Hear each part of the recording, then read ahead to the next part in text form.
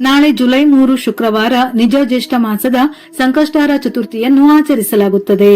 ಈ ದಿನದಂದು ಗಣಪತಿಯನ್ನು ಪೂಜಿಸಿದರೆ ಎಷ್ಟೇ ಸಮಸ್ಯೆಗಳಿದ್ದರೂ ಅವು ತಕ್ಷಣವೇ ದೂರವಾಗುತ್ತವೆ. ಸಂಕಷ್ಟಾರ ಚತುರ್ಥಿ ಎಂದರೆ ನಮ್ಮ ಕಷ್ಟಗಳೆಲ್ಲವೂ ತಕ್ಷಣವೇ ನಿವಾರಣೆ ಆಗುವ ದಿನವೆಂದು. ಜ್ಯೇಷ್ಠ ಮಾಸದ ಸಂಕಷ್ಟಾರ ಚತುರ್ಥಿಯನ್ನು ಕೃಷ್ಣಪಿಂಗಳ ಸಂಕಷ್ಟಾರ ಚತುರ್ಥಿ ಎನ್ನುವ ಹೆಸರಿನಿಂದ ಆಚರಿಸಲಾಗುತ್ತದೆ. ಅಂದರೆ ಗಣಪತಿಯ ಕೃಷ್ಣಪಿಂಗಳ ಅವತಾರವನ್ನು ಪೂಜಿಸಿ ಆರಾಧಿಸಲಾಗುತ್ತದೆ. ಚತುರ್ಥಿ ತಿಥಿ ಸಮಯ ಜುಲೈ 3ರ ಬೆಳಿಗ್ಗೆ 11:20 ಪ್ರಾರಂಭವಾಗಿ ಜುಲೈ 4ರ ಮಧ್ಯಾಹ್ನ 12:39 ಮುಕ್ತಾಯವಾಗುತ್ತದೆ.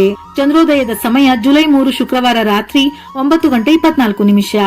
ನಾಳೆ ಮನೆಯಲ್ಲಿ ಗಣಪತಿಯನ್ನು ಪೂಜಿಸಿದರೆ ನಿಮ್ಮ ಕುಟುಂಬಕ್ಕೆ ಅದೃಷ್ಟ ಖಂಡಿತ ಲಭಿಸುತ್ತದೆ. ನಿಮ್ಮ ಮನೆಗೆ ಹೇರಳವಾಗಿ ಸಂಪತ್ತು ಬರುತ್ತದೆ. ನರಕದಂತಹ ಸಮಸ್ಯೆ ಸಂಕಟಗಳಿದ್ದರೂ ಮುಕ್ತಿ ದೊರೆತು ಕೋರಿದ ಎಲ್ಲಾ ಆಸೆಗಳು ಖಂಡಿತವಾಗಿಯೂ ಈಡೇರುತ್ತದೆ.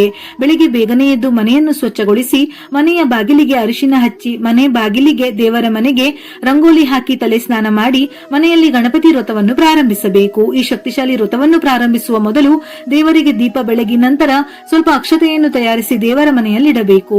ಕೆಂಪು ಬಣ್ಣದ ಹೂವುಗಳಿಂದ ಗಣಪತಿಯನ್ನು ಪೂಜಿಸಿದರೆ ನಿಮ್ಮ ಪೂಜೆಗೆ ದುಪ್ಪಟ್ಟು ಪುಣ್ಯ ಸಿಗುತ್ತದೆ. ಅದರಲ್ಲೂ ಗಣಪತಿ ಪೂಜೆಯಲ್ಲಿ ದಾಸವಾಳ ಹೂವಿದ್ದರೆ ತುಂಬಾ ಶ್ರೇಷ್ಠ. ನಿಮ್ಮ ಇಷ್ಟಾರ್ಥಗಳು ಈಡೇರಲು ಕೇವಲ ದಾಸವಾಳ ಹೂವುಗಳಿಂದ ಗಣೇಶನನ್ನು ಪೂಜಿಸಿದರೂ ಅದ್ಭುತ ಫಲ ಸಿಗುತ್ತದೆ. ಗಣೇಶನಿಗೆ ಇಷ್ಟವಾದ ವಸ್ತುಗಳಲ್ಲಿ ಶಮಿ ಗಿಡವು ಒಂದು. ಶನಿದೋಷ ಅಥವಾ ಮಂಗಳ ದೋಷಗಳಿಂದ ತೊಂದರೆಗೊಳಗಾದವರು ಈ ದಿನ ಶಮಿ ಮರಕ್ಕೆ ಪ್ರದಕ್ಷಿಣೆ ಹಾಕಿದರೆ ನಿಮ್ಮ ಜಾತಕದಲ್ಲಿರುವ ಎಲ್ಲ ದೋಷಗಳು ನಿವಾರಣೆಯಾಗುತ್ತದೆ. ಈ ದಿನ ಶಮಿ ಮರವನ್ನು ಮುಟ್ಟಿದರೂ ಸಾಕು, ನಿಮ್ಮ ಎಲ್ಲಾ ದುರಾದೃಷ್ಟಗಳು ದೂರವಾಗಿ ಅದೃಷ್ಟ ಪ್ರಾಪ್ತಿಯಾಗುತ್ತದೆ. ಸಾಧ್ಯವಾದರೆ ಈ ದಿನ ಶಮಿ ಗಿಡವನ್ನು ಮನೆಯಲ್ಲಿ ನೆಟ್ಟರೆ ಬಹಳ ಶ್ರೇಷ್ಠ. ವೀಳ್ಯದೆಲೆಯಲ್ಲಿ ಹಣವನ್ನು ಆಕರ್ಷಿಸುವ ಶಕ್ತಿ ಇದೆ. ಹಾಗಾಗಿ ನಾಳೆಯ ದಿನ ಗಣೇಶನಿಗೆ ವೀಳ್ಯದೆಲೆಯನ್ನು ಅರ್ಪಿಸುವುದರಿಂದ ಸಂಪತ್ತು ವೃದ್ಧಿಯಾಗುತ್ತದೆ.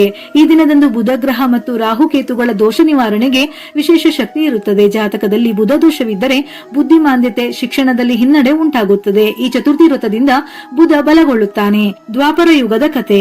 ಒಂದು ಬಾರಿ ಯುಧಿಷ್ಠಿರ ತನಗಿರುವ ಕಷ್ಟಗಳನ್ನು ನಿವಾರಿಸಿಕೊಳ್ಳಲು ದಾರಿ ತೋರಿಸಿ ಎಂದು ಶ್ರೀಕೃಷ್ಣನಲ್ಲಿ ಕೇಳಿಕೊಳ್ಳುತ್ತಾನೆ. ಆಗ ಶ್ರೀಕೃಷ್ಣನು ಜ್ಯೇಷ್ಠ ಮಾಸದ ಕೃಷ್ಣಪಿಂಗಳ ಚತುರ್ಥಿಯ ಮಹಿಮೆಯನ್ನು ವಿವರಿಸುತ್ತಾನೆ.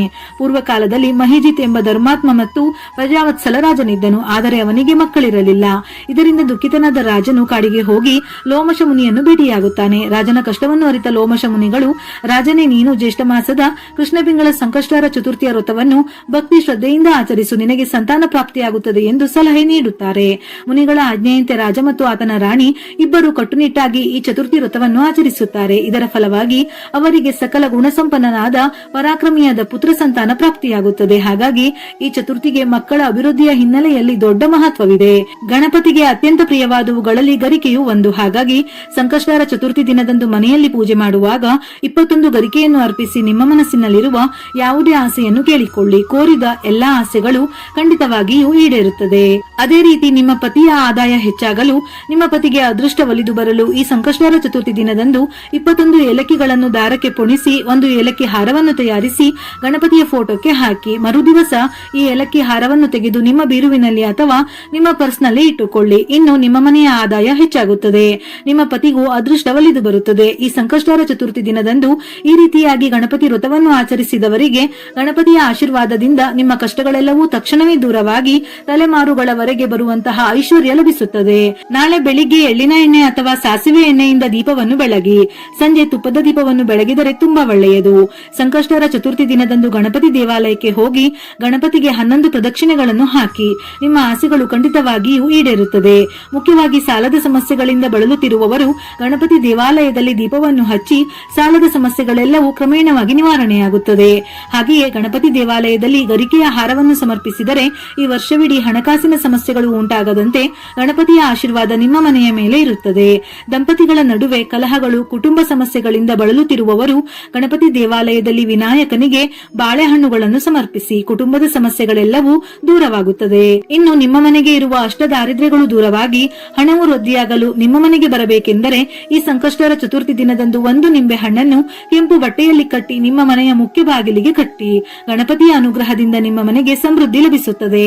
ಈ ದಿನ ಎಕ್ಕದ ಹೂವಿನ ಹಾರವನ್ನು ತಯಾರಿಸಿ ಗಣಪತಿಗೆ ಅರ್ಪಿಸಿದರೆ ಬಹಳ ಶ್ರೇಷ್ಠ. ಮದುವೆಯಲ್ಲಿ ವಿಳಂಬವಿದ್ದರೆ ಭಕ್ತಿಯಿಂದ ಪ್ರಾರ್ಥಿಸಿ ಈ ದಿನ ಎಕ್ಕದ ಗಿಡಕ್ಕೆ ಅರಿಶಿನದ ನೀರನ್ನು ಹಾಕಿದರೆ ಶೀಘ್ರವೇ ಕಂಕಣ ಭಾಗ್ಯ ಕೂಡಿ ಬರುತ್ತದೆ. ಒಮ್ಮೊಮ್ಮೆ ನಾವು ಎಷ್ಟೇ ದುಡಿದು ದುಡ್ಡನ್ನು ಮಾಡಿದರೂ ಕೂಡ ದೇವರ ಅನುಗ್ರಹವಿಲ್ಲವೆಂದರೆ ನಾವು ಕೈಗೊಂಡ ಯಾವ ಕೆಲಸಗಳು ಕೂಡ ಪೂರ್ಣವಾಗಿ ನಡೆಯುವುದಿಲ್ಲ. ಹಾಗೆಯೇ ಕೆಲವರಿಗೆ ಮನೆಯನ್ನು ಕಟ್ಟಿಸುವ ಕನಸುಗಳು ಇರುತ್ತದೆ. ಕೈಯಲ್ಲಿ ದುಡ್ಡಿದ್ದರೂ ಮನೆ ಕಟ್ಟಿಸಲು ಏನಾದರೂ ಒಂದು ಅಡೆತಡೆಗಳು ಪ್ರಾರಂಭವಾಗುತ್ತವೆ. ಅಂತವರು ಈ ದಿನ ವಿಶೇಷವಾಗಿ ಗೋವಿಗೆ ಹಸಿರು ಹುಲ್ಲನ್ನು ತಿನ್ನಿಸಿ ನಿಮ್ಮ ಕೈಯಾರೆ ಗೋವಿಗೆ ಗೋಗ್ರಾಸ ಅಥವಾ ಏನಾದರೂ ತಿಂಡಿ ತಿನಿಸುಗಳನ್ನು ತಿನ್ನಿಸಿ ನಮಸ್ಕರಿಸಿ. ಪ್ರಥಮ ಪೂಜಿತನ ಅನುಗ್ರಹವಿದ್ದರೆ ಶೀಘ್ರವೇ ಎಲ್ಲಾ ಆಸೆಗಳು ನೆರವೇರುತ್ತದೆ. ಈ ಪರಿಹಾರದಿಂದ ಸ್ವಂತ ಮನೆ ಕಟ್ಟಿಸುವ ಕನಸು ಕೂಡ ಈಡೇರುತ್ತದೆ. ಈ ದಿನ ತಪ್ಪದೆ ವ್ರತದ ಕಥೆಯನ್ನು ಓದಬೇಕು. ಇದರ ಜೊತೆಯಲ್ಲಿ ಗಣಪತಿಗೆ ಸಂಬಂಧಪಟ್ಟ ಮಂತ್ರ ಶ್ಲೋಕಗಳನ್ನು ಪಠಿಸಿ ಅಥವಾ ಕೇಳಿ. ಮಕ್ಕಳಿಗೆ ಓದಿನಲ್ಲಿ ಗಮನ ಇಲ್ಲದಿದ್ದರೆ ಅಥವಾ ನೆನಪಿನ ಶಕ್ತಿ ಕಡಿಮೆ ಇದ್ದರೆ ನಾಳೆ ಗಣೇಶನಿಗೆ 21 ಗರಿಕೆಯನ್ನು ಅರ್ಪಿಸಬೇಕು. ಗರಿಕೆಯನ್ನು ಅರ್ಪಿಸುವಾಗ ಓಂ ಗಂ ಗಣಪತಿಯೇ ನಮಃ ಎಂಬ ಮಂತ್ರವನ್ನು ಮಕ್ಕಳ ಕೈಯಿಂದ ಹೇಳಿಸಿ ಅಥವಾ ಪೋಷಕರೇ ಮಕ್ಕಳ ಹೆಸರನ್ನು ಸಂಕಲ್ಪ ಮಾಡಿ ಅರ್ಪಿಸಿ. ಗಣೇಶನಿಗೆ ಬೆಲ್ಲ ಮತ್ತು ಒಣ ಕೊಬ್ಬರಿ ನೈವೇದ್ಯ ಮಾಡಿ ಆ ಪ್ರಸಾದವನ್ನು ಮಕ್ಕಳಿಗೆ ತಿನ್ನಿಸಬೇಕು. ಇದರಿಂದ ಮಕ್ಕಳ ಬುದ್ಧಿ ತೀಕ್ಷ್ಣವಾಗುತ್ತದೆ. ಸಂಕಷ್ಟಹರ ಚತುರ್ಥಿ ವ್ರತವನ್ನು ಆಚರಿಸುವವರು ಚಂದ್ರನಿಗೆ ಅರ್ಘ್ಯವನ್ನು ಅರ್ಪಿಸದೇ ಇದ್ದರೆ ಆ ವ್ರತವು ಅಪೂರ್ಣವೆಂದು ಹೇಳುತ್ತಾರೆ. ಹಾಗಾಗಿ ತಪ್ಪದೆ ಈ ದಿನ ಚಂದ್ರನನ್ನು ಕೂಡ ಪೂಜಿಸಬೇಕು. ನೀರು, ಶ್ರೀಗಂಧ, ಅಕ್ಕಿ ಮತ್ತು ಹೂವುಗಳನ್ನು ಚಂದ್ರನ ದಿಕ್ಕಿನಲ್ಲಿ ಅರ್ಪಿಸಿ ಚಂದ್ರೋದಯದ ಸಮಯದಲ್ಲಿ ಚಂದ್ರನನ್ನು ಪೂಜಿಸಿ ವ್ರತವನ್ನು ಸಂಪೂರ್ಣಗೊಳಿಸಬೇಕು. ನಿಮ್ಮ ಮಕ್ಕಳು ದೊಡ್ಡವರಾಗಿದ್ದು ಉದ್ಯೋಗ ಸಿಗದೆ ಕಷ್ಟಪಡುತ್ತಿದ್ದರೆ ನಾಳೆ ಗಣೇಶನಿಗೆ ಶಮಿಪತ್ರೆಯನ್ನು ಅರ್ಪಿಸಿ ಪ್ರಾರ್ಥನೆ ಮಾಡಿಕೊಳ್ಳಿ. ನಾಳೆ ಬೆಲ್ಲ ಮತ್ತು ಹೆಸರು ಕಾಳು ದಾನ ಮಾಡುವುದರಿಂದ ಬುದ್ಧಿವಂತಿಕೆ ಹೆಚ್ಚುತ್ತದೆ, ವ್ಯಾಪಾರದಲ್ಲಿ ಲಾಭವಾಗುತ್ತದೆ. ತಂಪಾದ ನೀರು, ಮಜ್ಜಿಗೆ ಅಥವಾ ಛತ್ರಿಯನ್ನು ದಾನ ಮಾಡುವುದರಿಂದ ಪಿತೃದೋಷಗಳು ನಿವಾರಣೆಯಾಗಿ ವಂಶಾಭಿವೃದ್ಧಿಯಾಗುತ್ತದೆ, ಮಕ್ಕಳಿಗೆ ಒಳ್ಳೆಯದಾಗುತ್ತದೆ.